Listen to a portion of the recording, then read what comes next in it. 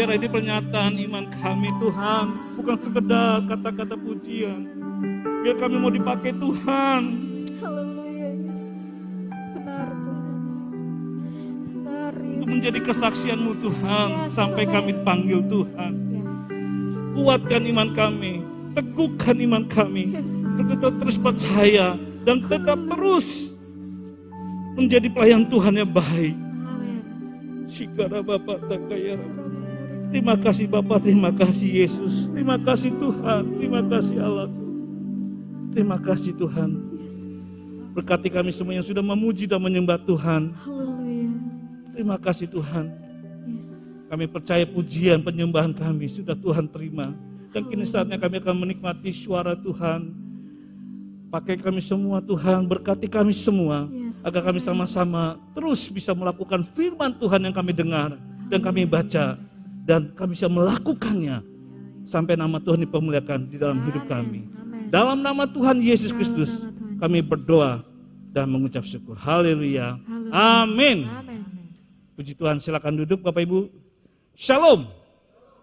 Kita yang ada di rumah Tuhan maupun Bapak Ibu yang ada di rumah yang menyaksikan dan mengikuti di dalam channel YouTube GSJ Ebenezer di doa malam kita pada malam hari ini. Bapak Ibu, dalam seminggu ini kita sudah belajar tentang agen. Baik di host family kita masing-masing yang ada di wilayah maupun yang ada di komisi, di grup-grup kita di host family. Pertanyaannya adalah, apa sih sebenarnya definisi agen? Saya percaya Bapak Ibu kita sudah sama-sama membahasnya, mendiskusikannya. Saya mendapat satu pengertian tentang agen itu adalah, boleh silakan PowerPoint-nya, PPT-nya, biar bisa mengikuti alur firman Tuhan ini. Ya, agen. Saya mendapat pengertian seperti begini Bapak Ibu. Seseorang yang bertindak atas nama organisasi atau negara yang bertugas mempengaruhi target sasaran perubahan sesuai arah organisasi atau negara yang kehendaki. Di dunia ini kita juga tahu bahwa banyak agen yang dimiliki negara-negara. Ada contohnya ada 6 agen negara yang terkenal di dunia, khususnya ini agen rahasia ya, yang sangat terkenal. Yaitu pertama ada CIA, agen dari Amerika Serikat, MI6, agen dari Inggris, ICI, agen dari Pakistan, Mossad, agen dari Israel, MSS, agen dari China, BND, agen dari Jerman. Dan kalau kita sering nonton film tentang agen, pasti Bapak Ibu tahu gambar ini. Dalam dibuat film kan sangat terkenal, agen James Bond 007 dari Inggris. Selanjutnya, agen di dalam Tuhan, ternyata Tuhan juga punya agen. Selain dalam dunia ini, Tuhan juga punya agen untuk mewartakan misinya, menjalankan keinginan Tuhan. Dia pilih orang-orang pilihan dia, menjadi agen dan memberitakan firman Tuhan. Mari kita lihat dalam tema host family kita. Agen perubahan Tuhan, yang diambil dari 1 Raja-Raja 19 ayat 1 sampai 14. Pengertiannya yang saya dapatkan kembali tentang agen perubahan Tuhan adalah seseorang yang bertindak untuk dan atas nama Tuhan, yang bertugas mempengaruhi target sasaran perubahan agar mereka mengambil keputusan sesuai arah yang Tuhan kehendaki. Mereka melakukan sesuatu berdasarkan yang Tuhan kehendaki. Kalau dunia, mereka melakukan tersebut tugas-tugas agen berdasarkan negara atau organisasi yang kehendaki. Selanjutnya, agen yang di dalam perjanjian lama, yang kita belajar saja dalam 1 Raja-Raja pasal 19. Dalam pembacaan WPDA kita, bagian perjanjian lama khusus di 1 Raja-Raja ya, kita belajar tentang Nabi Elia. Dia menjadi salah satu agen yang Tuhan pakai untuk mempersiapkan perubahan bagi bangsanya. Sekarang kita, apa sih hal-hal yang dilakukan seorang agennya Tuhan? Yaitu Nabi Elia dalam perjanjian lama. Kita lihat seperti terjadinya. Ada 6 hal yang dilakukan Elia. Elia bisa menubuatkan agar tidak ada embun atau hujan. Wow, dahsyat ya. Elia dapat minum sungai Kerit dan diberi makan roti dan daging oleh burung-burung gagak tiap pagi sampai petang. Wow, dapat makan gratis. Yang enak juga dalam perjanjian lama. Elia bisa menghidupkan putra ibu janda yang mati di Sarfat. Wih, dahsyat. Orang mati bisa dibangkitkan oleh agen Elia. Elia bisa menurunkan api dari langit untuk membakar korban bakaran bagi Elia di dalam pertandingan dengan 450 Baal, Raja Ahab, untuk membuktikan bahwa Allahnya Elia adalah Allah yang hidup. Dahsyat. Elia bisa berjalan selama 40 hari 40 malam setelah diberi makan oleh malaikat Tuhan. Wah, yang menjamu dia bukan sembarangan chef, malaikat Tuhan.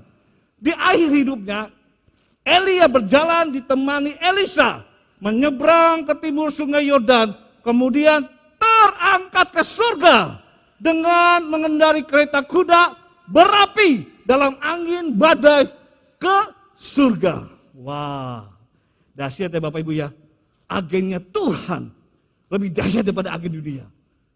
Bukan sang Elia yang dahsyat, tapi Tuhan yang membesar, yang dahsyat itu memakai Elia, seorang manusia biasa. Tapi karena ada kuasa Tuhan dalam hidupnya, dia melakukan hal spektakuler. Bahkan ketika dia menuju ke surga tanpa melalui kematian. Next, selanjutnya. Ya, untuk menjadi agen Allah yang bisa mendemonstrasikan kuasa Allah dan membawa perubahan bagi bangsanya seperti Elia, maka kita harus memiliki koneksi, yaitu hubungan yang dekat dengan Tuhan. Amin. Menjadi agen Tuhan yang mendemonstrasikan kuasa Tuhan yang dahsyat, itu harus mempunyai koneksi, yaitu hubungan pribadi yang dekat dengan Tuhan. Ada amin? Katakan bersama, koneksi. Hubungan yang intim dengan Tuhan. Wow. Karena Tuhan bisa pakai siapa saja Bapak Ibu. Dahulu zaman nabi-nabi, sampai sekarang pun Tuhan bisa pakai siapa saja untuk menjadi agennya, memberitakan Injil, mengabarkan kabar baik, mengabarkan kabar baik. Karena itu, Yohanes 19 ayat 5c berkata, sebab di luar aku, kamu tidak dapat berbuat apa-apa. Amin. Bukan satu orang. Di luar aku, kamu tidak dapat berbuat apa-apa. Elia tidak bisa mendemonstrasikan kuasa Allah yang spektakuler kalau dia jauh dari Tuhan. Bapak, Ibu, dan saya tidak bisa berbuat apa-apa terlebih dalam pelayanan Tuhan yang kudus ini kalau tidak punya hubungan dekat dengan Tuhan. Amin. Selanjutnya, karena hubungan dekat koneksi itulah, maka kita bisa mendemonstrasikan kuasa Tuhan. Tuhan pakai kita dengan luar biasa, asal ada kedekatan yang intim dengan Tuhan. Untuk menjadi agen perubahan Tuhan, syaratnya, ya ini yang perhatikan baik, syaratnya untuk menjadi agen Tuhan, untuk dipakai Tuhan, menjadi alatnya, dan mendemonstrasikan kuasa Tuhan yang dahsyat itu. Ada syaratnya. Yang pertama, harus bertumbuh dalam kerohanian. Harus bertumbuh dalam kerohanian. Amin. Katakan bersama, bertumbuh dalam kerohanian. Haleluya. Bagaimana caranya untuk bertumbuh dalam kerohanian? Yang pertama, bertumbuh kerohanian yaitu tekun baca Alkitab. Tekun baca Alkitab. Bicara baca Alkitab, Bapak Ibu mungkin tahu, buku setebal itu susah untuk menghabiskan bacanya. Mungkin banyak alasan untuk tidak membacanya. Tetapi puji Tuhan, dengan Bapak Ibu yang sering mengikuti program gereja, mengikuti kegiatan gereja, dalam 2 tahun Bapak Ibu bisa membaca Alkitab itu bisa sampai dengan selesai. Amin. Terutama dengan WPDA, waktu pribadi dengan Allah. Baca WPDA GSC Ebenezer setiap hari. Wah, siapa yang mendapatkan WPDA? Dari ketua wilayah, ketua area, ketua kelompok kepada kita semua di dalam kelompok kita masing-masing. Pasti Bapak Ibu yang tergabung dalam host family akan mendapatkan bacaan WPDA. Itu memperkaya kita, membaca kita untuk baca firman Tuhan. Kenapa kita harus baca firman Tuhan? Kenapa? Di dalam Roma 10:17, iman itu timbul dari pendengaran, yaitu pendengaran akan firman Tuhan. Iman timbul dari pendengaran akan firman Tuhan. Yohanes 1 ayat 1 juga berkata, pada mulanya adalah firman. Firman itu bersama-sama dengan Allah. Dan firman itu adalah Allah. Jadi Bapak Ibu bisa tahu maksud Tuhan, rencana Tuhan, kehendak Tuhan dalam hidup kita. Bacalah Alkitab, karena Alkitab ini ada Allah sendiri. Amin. Untuk kita mengetahui kehendak Tuhan, pikiran Tuhan. Kita baca melalui tulisannya itu di dalam Alkitab. Sehingga kita bisa bertumbuh rohani kita. Harus membaca Alkitab. Kalau kita mau mengenal kehendak Allah, rencana Tuhan. Selain Alkitab manual, dalam gereja kita membuat program untuk kita menyukai membaca kitab dengan mudah. Sehingga dengan lebih menarik. Itu dalam pembacaan WPDA. Ditambah lagi melihat renungan WPDA 1 menit GSDA Ebenezer. Amin. Siapa yang sering melihat renungan 1 menit WPDA? Wah, nggak ada ya. Cuma 1. Yang di rumah gimana? Tiap hari supaya kita bukan hanya membaca, telinga kita juga mendengar firman Tuhan. Puji Tuhan, gereja memberikan program ini supaya kita tekun baca kitab melalui membaca dan juga mendengar firman Tuhan. Terutama di dalam masa pandemi ini, sosial media itu sangat-sangat membantu. Pertemuan kita dibatasi, tetapi dengan sosial media, gereja bisa mengontrol pertumbuhan rohani sidang jemaatnya, termasuk kita semua. Amin. Belajar firman Tuhan di kelompok host family Gereja Ebenezer. Belajar firman Tuhan di kelompok kita masing-masing. Kalau di komisi seperti EJBF hari Senin, Bapak Ibu yang ada di wilayah pasti ada hari Rabu atau Kamis ya. Baik melalui Zoom, kalau kami komisi EJBF melalui WH. Tetapi semua dua yang tersebut kita aktif akhirnya berdiskusi. Tidak ada yang menang. Aktif karena biasa suka WA ya kan. Dengan diskusi melalui WH mereka bisa aktif berdiskusi. Lalu mendengar khotbah GSD Ebenezer, baik di ibadah doa malam, doa pagi, ibadah raya hari Minggu. Jadi tidak ada alasan tidak bisa membaca Alkitab, tidak alasan tidak bisa bertumbuh dalam kerohanian. Karena apa? Meskipun kita dibatasi ruang dan waktu kita, ibadah kita terbatas, tetapi melalui media sosial, gereja tetap bisa memberikan makanan rohani untuk mempertumbuhkan iman kita. Itu yang pertama, baca kitab. Yang kedua, tekun berdoa. 1 Tesalonika 2 berkata, tetaplah berdoa. Tekun berdoa. Sama-sama. Tekun berdoa. Yes. Kenapa berdoa? Kita harus tekun. Di dalam doa bukan hanya sekedar doa kita. Kalau kita mau makan, kita berdoa. Kalau kita mau bangun tidur, mau bekerja, kita baru berdoa. Atau kalau mau tidur harus berdoa. Itu bukan berdoa, laporan atau permintaan. Yang maksudnya kita berdoa adalah seperti dia punya koneksi hubungan yang baik, yaitu berbicara dengan Tuhan. Bukan hanya berbicara, tetapi di situ ada pengagungan kepada Tuhan. Sebelum kita masuk permintaan kita kepada Tuhan melalui doa, tapi yang pertama adalah agungkan Tuhan di dalam doa-doa. Amin. Istilahnya kalau doa karismatik adalah worship dahulu.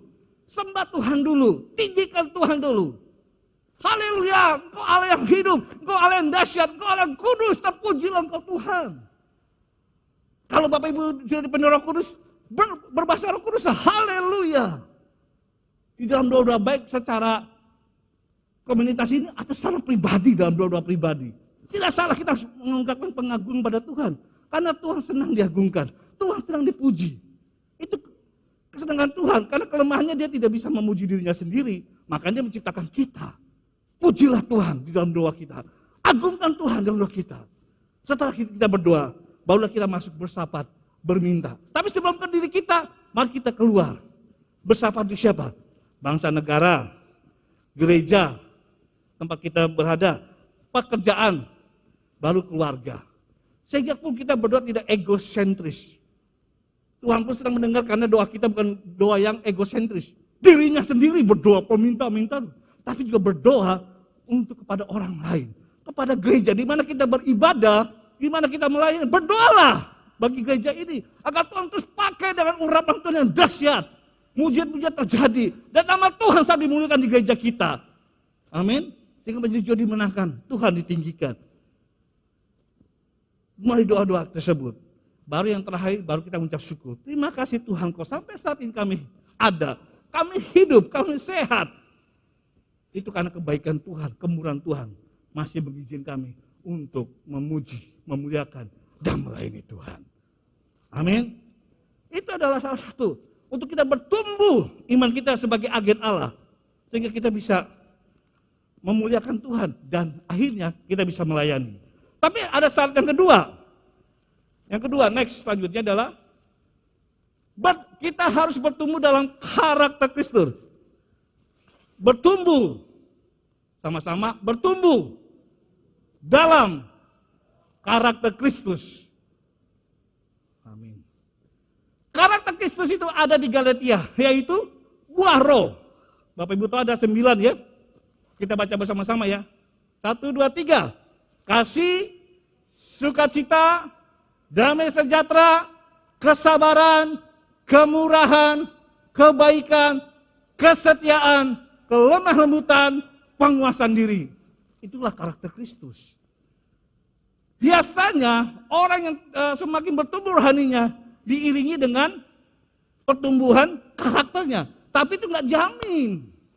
Itu idealnya memang kalau bertumbuh rohani karena kita sering baca Alkitab, mendengar firman Tuhan, dan sering memuji dan memuliakan Tuhan, dan bersyafaat, iman kita bertumbuh pasti juga harusnya karakter kita bakal bertumbuh. Tapi nggak selamanya. Perhatikan lebih baik. Kalau idealnya iman kita bertumbuh dan karakter kita harus bertumbuh, maka semakin bertumbuh karakter Kristus dalam hidup kita, kita tidak akan mudah menyerah, kita tidak akan mudah putus asa. Betul? Tidak akan mudah menyerah, tetapi kenyataannya terjadi. Salah satunya agen Elia ini. Di dalam 1 Raja-Raja 19:4, dia berkata, tetapi ia sendiri masuk ke padang gurun sehari perjalanan jauhnya. Lalu Elia duduk di sebuah pohon ara. Kemudian Elia ingin mati, katanya. Cukuplah itu, sekarang ya Tuhan, ambillah nyawaku, sebab aku ini tidak lebih baik daripada nenek moyangku. Wow, Elia yang dahsyat, melakukan spektakuler perbuatan Tuhan dengan kuasa Tuhan yang dahsyat. Ternyata karakternya lemah, kelemahannya di karakter. Mudah putus asa, mudah menyerah, bahkan ingin mati. Wah, kalau anak sekarang itu istilah anak kaum muda cemen lah, gitu ya. Kenapa? Ketakutan. Dia baru melakukan KKR ya, menurunkan api dari langit untuk membakar korban bakaran dia yang menyatakan Allahnya Elia itu dahsyat hidup, sedangkan Tuhannya Raja Ahab, Baal-Baalnya tidak dapat bisa berbuat apa-apa. Lalu yang kedua, Elia akhirnya 450 orang Baal tersebut dipermalukan. Yang kedua, dihabisi oleh Elia, dibunuh, dipenggal kepalanya sama Elia. Dahsyat gitu.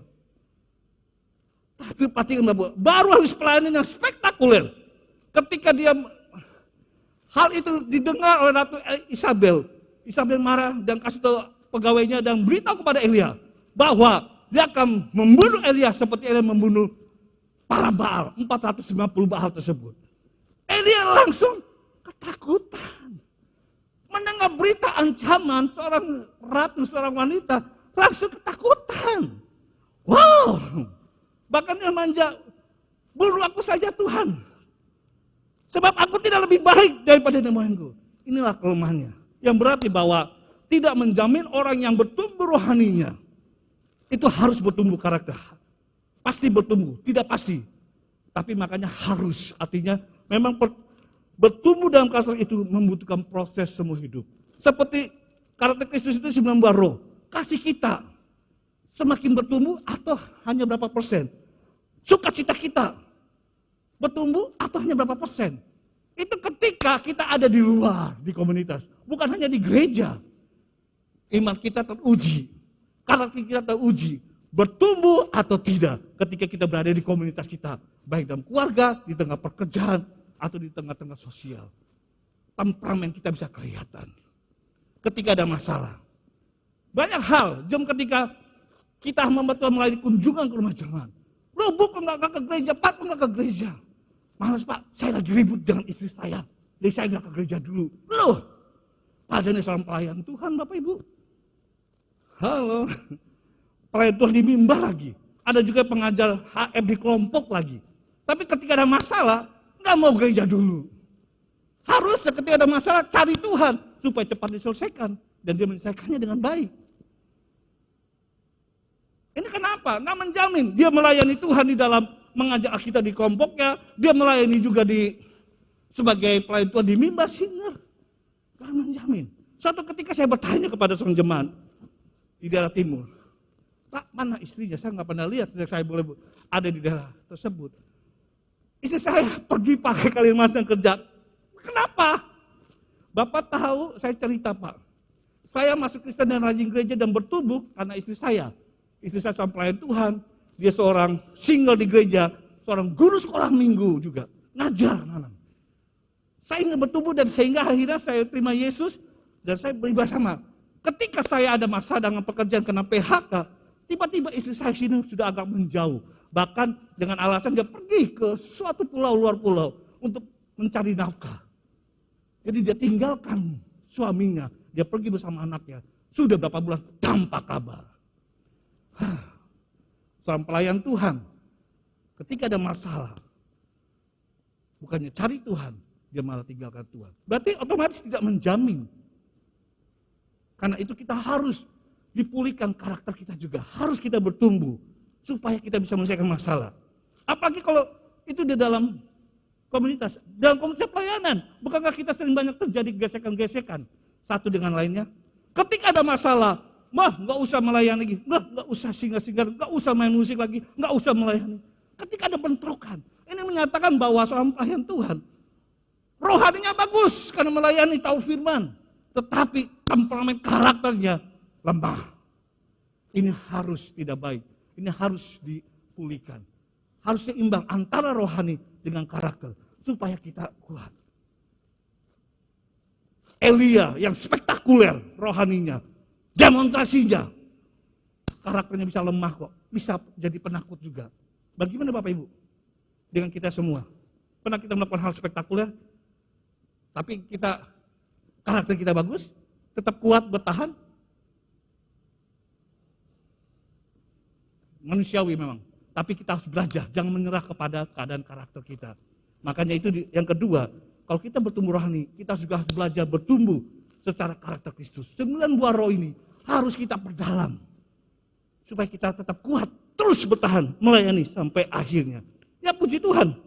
Kalau kita sih lihat Elia ini, ketika Tuhan tegur dia, Elia bangun, lihat dan makanlah. Sekali tidur.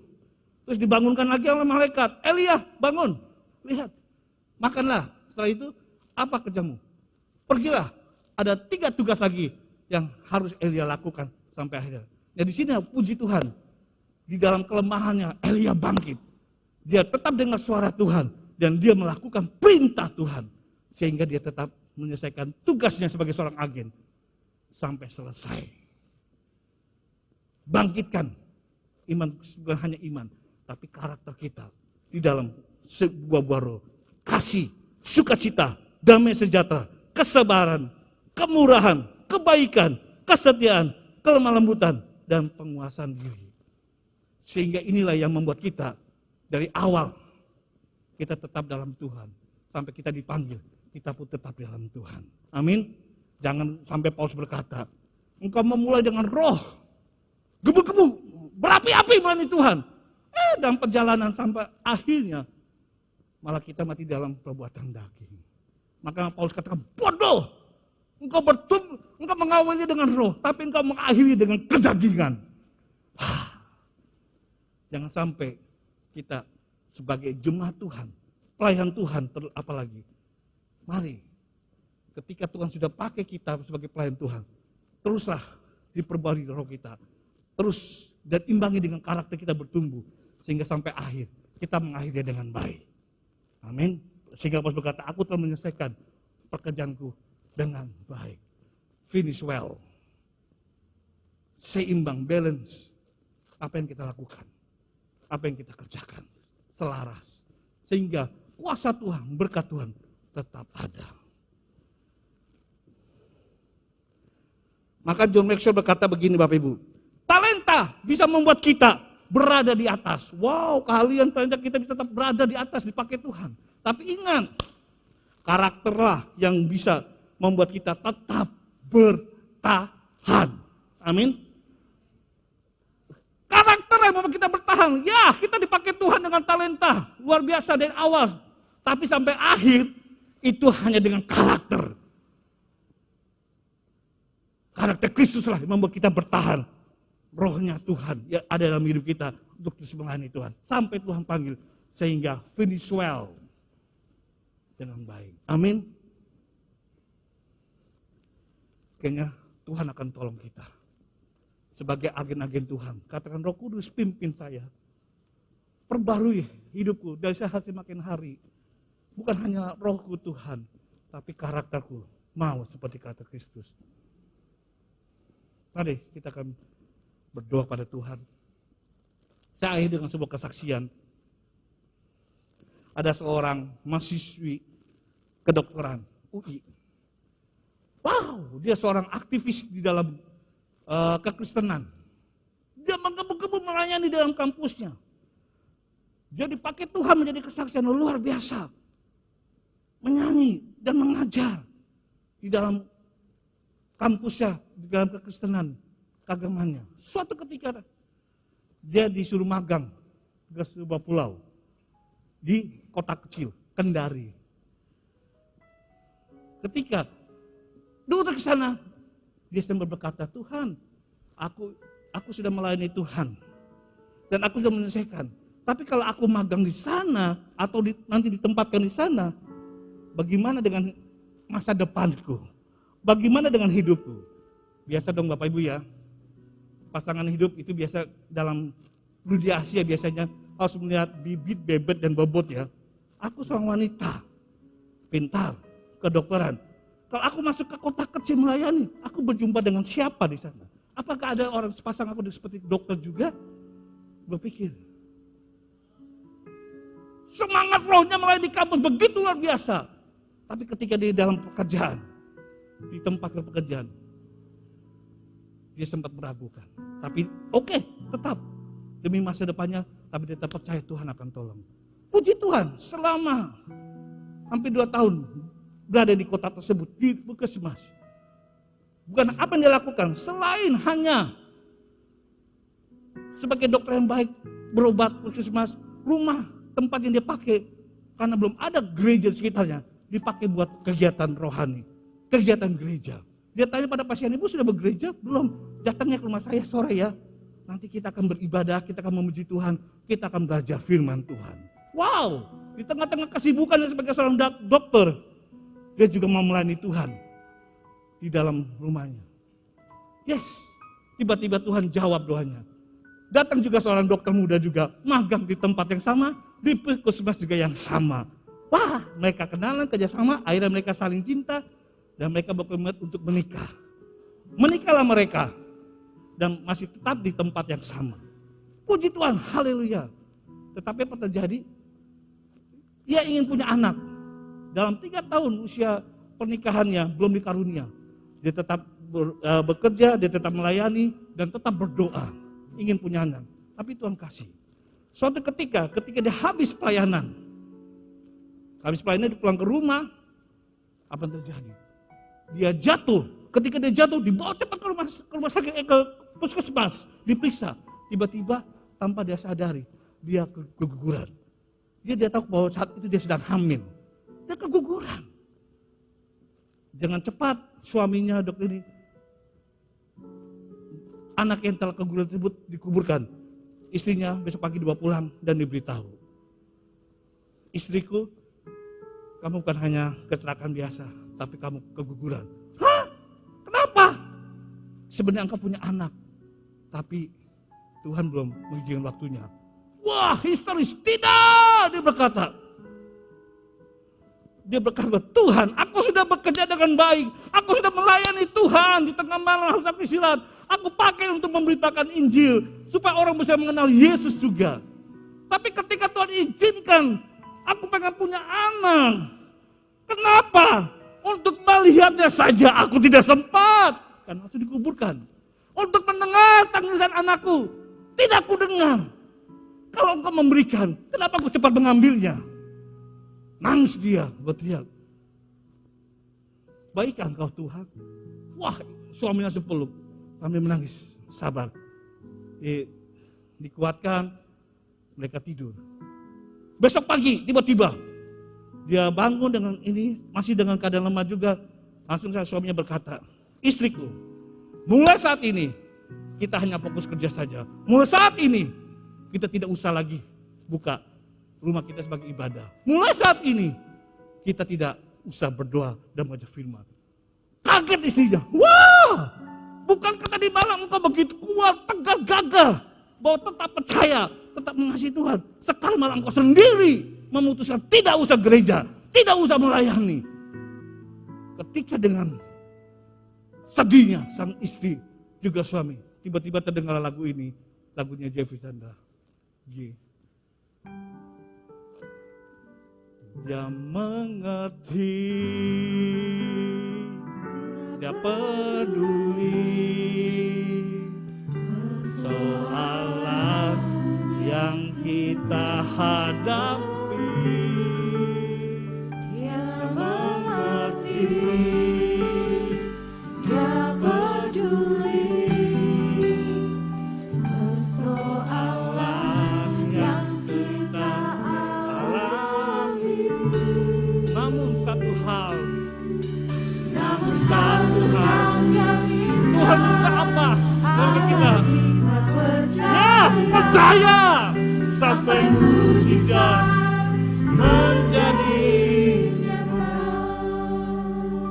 Ketika lagu didengar di tetangganya dengan sebuah radio, Tuhan mengerti, tapi dia hanya minta tetaplah percaya.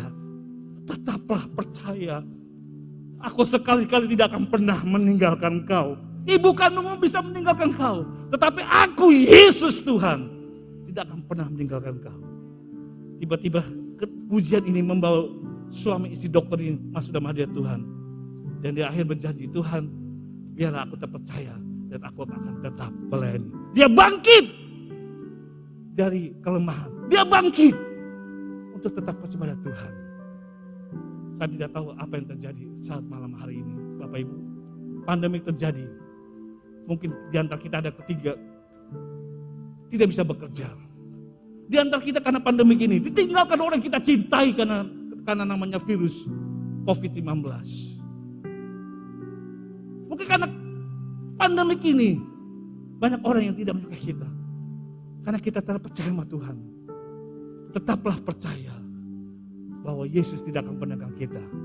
Shikaraba-raba-raba patakaya raralama. Angkat pujian ini dengan berkata, angkat tangan kita dan berkata, Tuhan, dia mengerti. dia peduli Yes.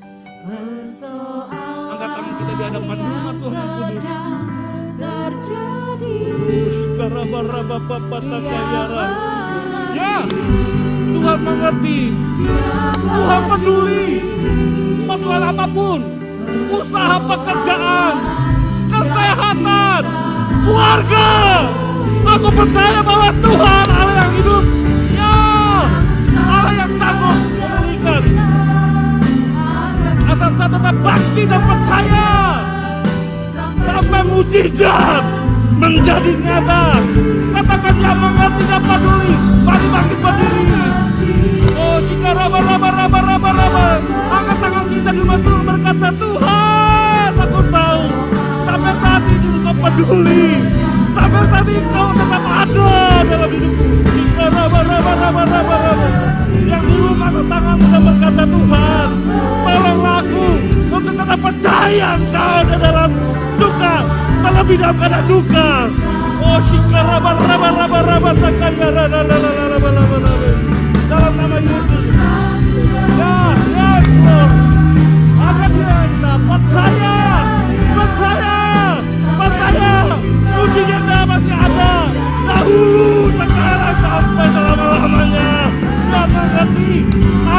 mengerti, Allah peduli. Haleluya. Terima kasih Tuhan. Kesehatan, pemulihan keluarga, mujizat dalam nama Yesus. Dalam nama Yesus. Raba. Jadilah sesuai iman kita. Jadilah sesuai imanmu bahwa Tuhan masih melakukan mujizat bagi kita. Dalam nama Yesus. Ya, haleluya. Terima kasih Tuhan.